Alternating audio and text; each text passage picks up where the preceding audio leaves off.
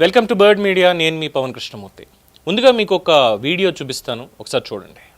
What these atheists say, they don't believe in God. நம்ம கடவுள் நம்ப மாட்டாங்க. கடவுள் நம்ப மாட்டறது இல்லன்னா எல்லா கடவுள் நம்ப கூடாது. பட் இந்த நம்ம நாட்டு atheists எப்படின்னா only Hindu கடவுள் நம்ப மாட்டாங்க. That is the definition of secularism of our country. Atheists of our country. This is the issue of our country. Secularism is no discrimination against anybody in the name of religion. நம்ம நாட்டுல secularists வந்து no discrimination against anybody in the name of religion except Hinduism. Except Hindu gods and Hindu culture. Hindu culture ne thittite iranga, Hindu gods ne abuse pannite iranga. That is secularism for them. They don't have the guts to point out any other religion except Hindu dharma. இந்த நாத்திகர் கூட்டத்துக்கு secularist கூட்டத்துக்கு அரசமைப்பு சட்டம் கொடுத்த one great weapon is there. அது என்ன freedom of speech. பேச்சு சுதந்திரம். இஷ்டத்துக்கு பேசுறது. நம்ம கடவுளை திட்டுறது பழக்கமாயிடுச்சு. அவர்கள் கடவுளை திட்டினாலும் நம்ம எல்லாரும் கோவப்படக்கூடாது, கவலைப்படக்கூடாது. ஏன்னா அது பேச்சு சுதந்திரம். அவர் திட்டிட்டே இருப்பாங்க, நம்ம மட்டும் நிம்மதியா இருக்கணும். ஏன்னா நீங்க హిందుக்கள். ఇది మారணும். This has to change.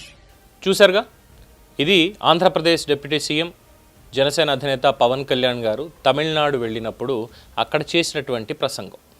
Secularism అనేటువంటి పాయింట్కి అక్కడ ఉన్నటువంటి వాళ్ళు ఏం చేస్తున్నారు అన్న దగ్గర. సరే, ఇప్పుడు వార్తలోకి వద్దాం. తమిళనాడులోని తిరుప్పరంకుండ్రం కొండ మీద ఉన్నటువంటి దీపస్తంభం దగ్గర సాంప్రదాయ కార్తిగై దీపాన్ని వెలిగించేందుకు మద్రాసు హైకోర్టు అనుమతి ఇచ్చినప్పటికీ రాష్ట్ర ప్రభుత్వం ఆ తీర్పుని సుప్రీంకోర్టులో సవాలు చేయడం రాష్ట్ర రాజకీయాల్లోనే కాదు దేశంలోనే ఇప్పుడు పెద్ద చర్చకి దారితీసింది. సో ఇక్కడ మీరు అనుకోవచ్చు, ఏ ప్రభుత్వం? తమిళనాడు ప్రభుత్వమే. అదే తమిళనాడు ఏ ప్రభుత్వం అంటే టీవీకే విజయ్ పరిపాలిస్తున్నటువంటి తమిళనాడు ప్రభుత్వం. టీవీకే ప్రస్తుతం కూటమి ప్రభుత్వం ఉంది కదా, వాళ్ళ తీసుకున్నటువంటి నిర్ణయం. ఈవెన్ స్టాలిన్ కూడా ఈ నిర్ణయం తీసుకోలేదు. మేబీ హైకోర్టులోనే మద్రాస్ కోర్టుకో వెళ్ళారు తప్ప అక్కడి నుంచి ఇంకెక్కడికి వెళ్ళాల. ఎలక్షన్స్ ముందు జరిగినది ఇది. మీరు కావాలనుకుంటే మన బర్డ్ మీడియాలోనే ఈ తిరుపరకుండ్రానికి సంబంధించినటువంటి టోటల్ హిస్టరీ ఎక్కడ ఉంది, ఎప్పుడు ఉంది అనేది పాత వీడియో ఉంటుంది, అది కూడా మీరు ఒకసారి చూడొచ్చు. సో టీవీకే విజయ్ ప్రభుత్వం ఇప్పుడు మళ్ళీ సుప్రీంకోర్టులో దీన్ని సవాల్ చేసింది.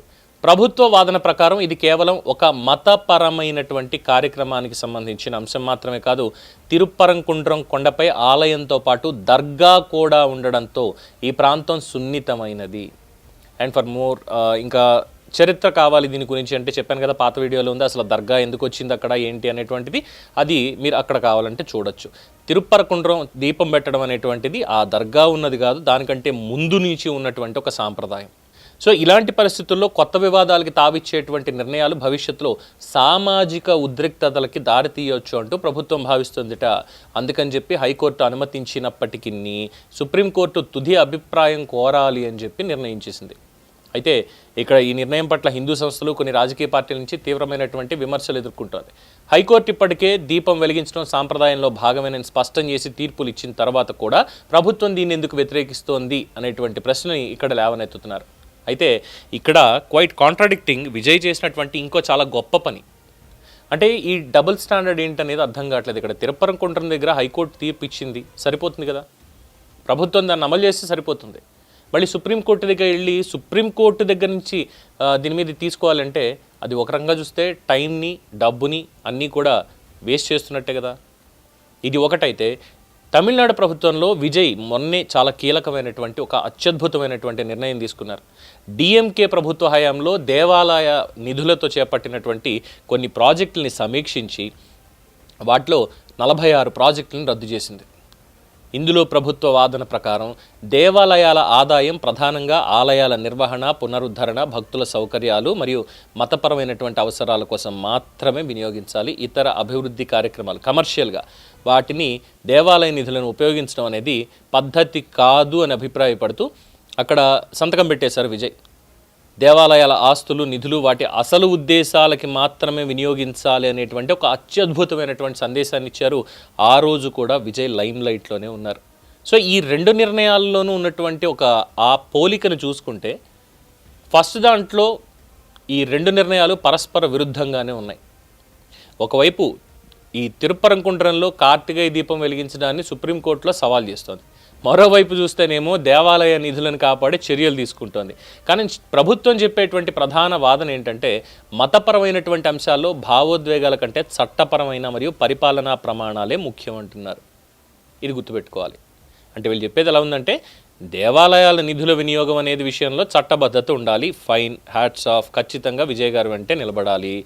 రెండోది మతపరంగా సున్నితమైనటువంటి ప్రాంతాల్లో తీసుకునే నిర్ణయాలు కూడా చట్టపరమైనటువంటి స్పష్టతలతోటి ఉండాలి. ఇది కూడా ఓకే. కానీ సరే, భవిష్యత్తులో వివాదాలకు దారితీసే అంశాలను ముందుగానే నివారించాలి అనేది ఇక్కడ ప్రభుత్వ వైఖరిగా కనిపిస్తోందని అంటున్నారు. కానీ ఇక్కడ రాజకీయంగా తమతో ఉన్నటువంటి కొంతమందిని సాటిస్ఫై చేయడం కోసం మాత్రమే ఇప్పుడు దీని మీద సుప్రీంకోర్టుకు వెళ్ళారు.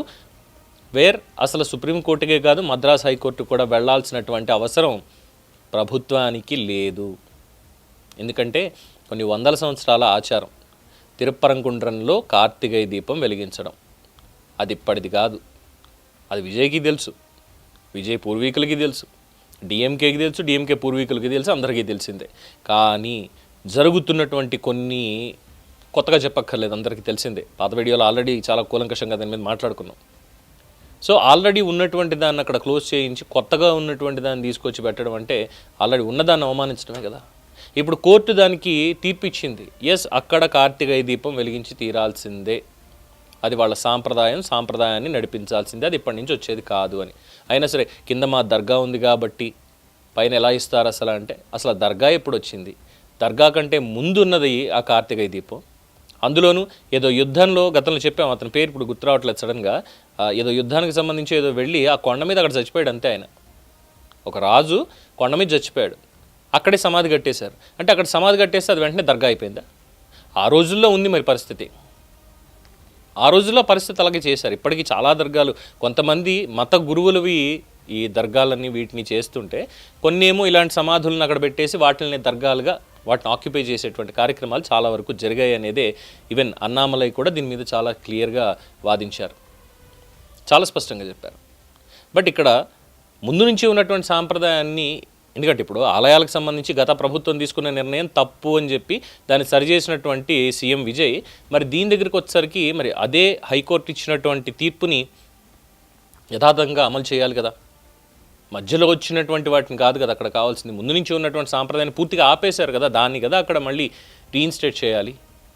దానికి కదా మద్రాస్ హైకోర్టు ఇచ్చినటువంటి తీర్పు. కానీ దీని మీద మాత్రం ఇక్కడ సుప్రీంకోర్టుకి ఎందుకు వెళ్ళాలి అంటే, హైకోర్టు ఇచ్చినప్పటికీ కూడా కూటమిలో ఉన్నటువంటి కొంతమందిని సంతృప్తిపరచడం కోసం అని చెప్పే దీని మీద ఇప్పుడు సుప్రీంకోర్టుకి వెళ్ళారు.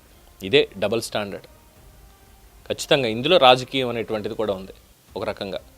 ఒక రకంగా మంచి పని చేస్తూనే రెండో దగ్గరకు వచ్చేసరికి ఎస్, దీని మీద మాత్రం అంటే అక్కడ నిధులు కరెక్ట్గానే చెప్పారు, మనం రోజు మాట్లాడుకునేటువంటిదే. ఎందుకంటే అవి మాత్రమే, దేవాలయాలు మాత్రమే ఎండోమెంట్ పరిధిలోకి వస్తాయి కాబట్టి, మిగతావేవి గవర్నమెంట్ పరిధిలో ఉండవు కాబట్టి వాటికే ఇవ్వాలి తప్ప వేరే దానికి ఖర్చు చేయకూడదు.